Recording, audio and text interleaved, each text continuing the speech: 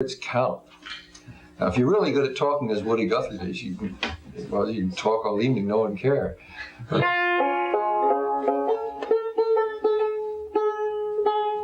I'll sing you a song maybe you don't know. Jim Garland wrote it, the man who wrote The Death of Harry Sims, the man who wrote I Don't Want Your Millions, Mister. It's a radical song. He was a radical, he was a coal miner.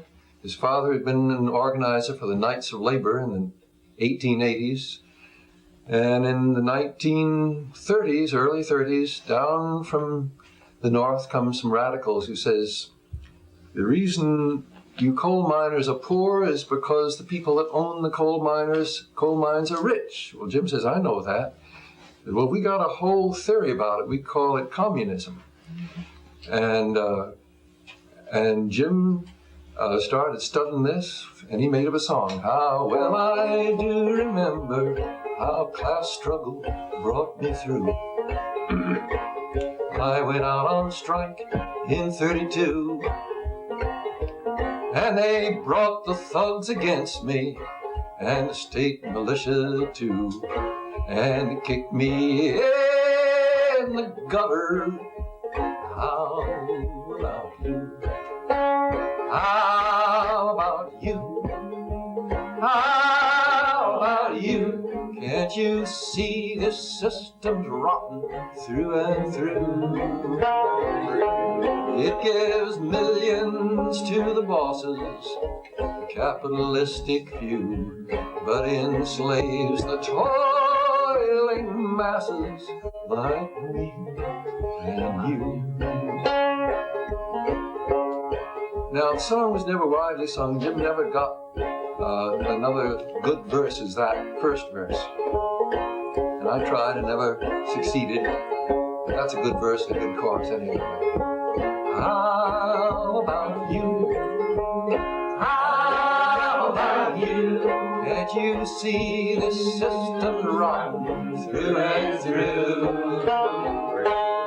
It gives billions to the bosses, capitalistic few, but enslaves the toiling masses like me and you.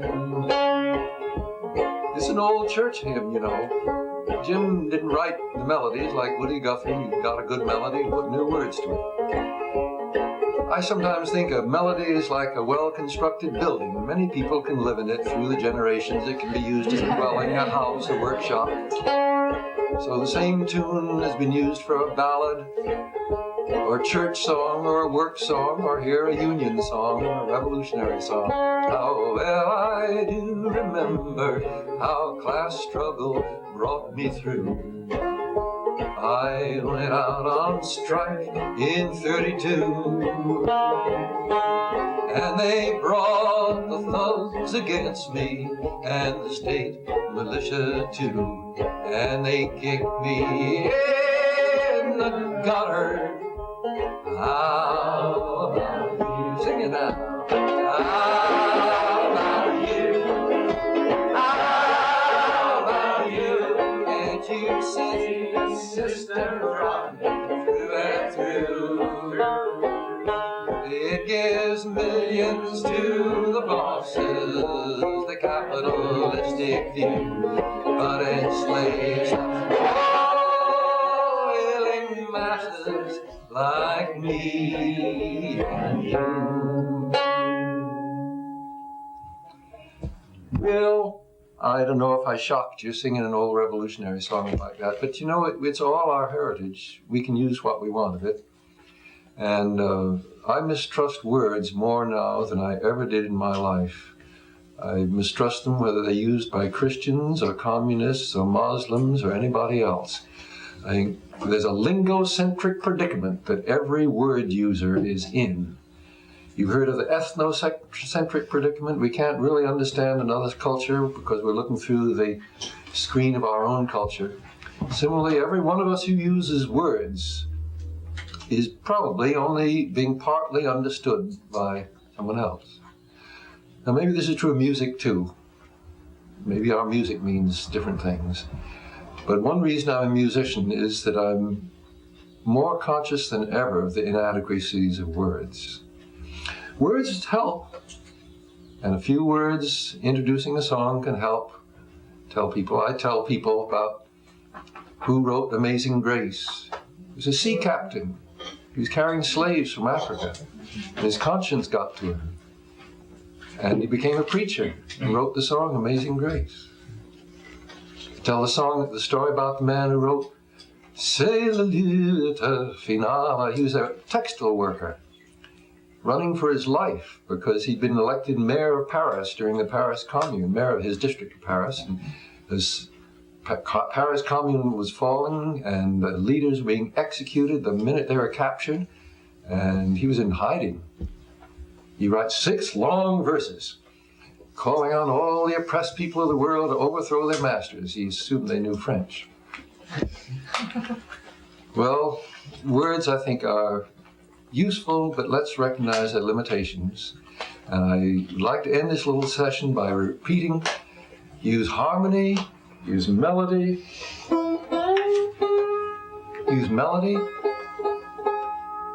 Gosh, what beautiful melodies we've got that's been handed us on a silver platter. My young love came to me, she moved through the fair. So softly she wandered both here and there, and she laid her hand on me, and she did say, it will not be long, long, till our wedding day. Someday, people like you are going to make that song as well known to 300 million Americans as it is now known to a few lovers of Irish song. Thank you very much. Thank you. Thank you.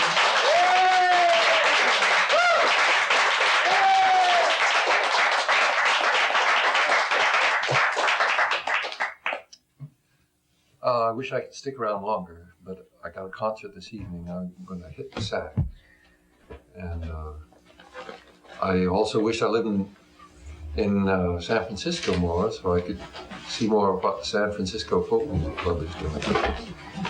It's really moving. It's rocking. I hope that you can broaden the definition of folk music. People get the idea that folk music is guitars and banjos, and you say, "Oh, that's not a folk song. That's an Italian song." That's not a folk song. That's a Cuban song. Yeah, more accordions. Yeah, it tends to be a limiting term, rather than an expansive one. Yeah.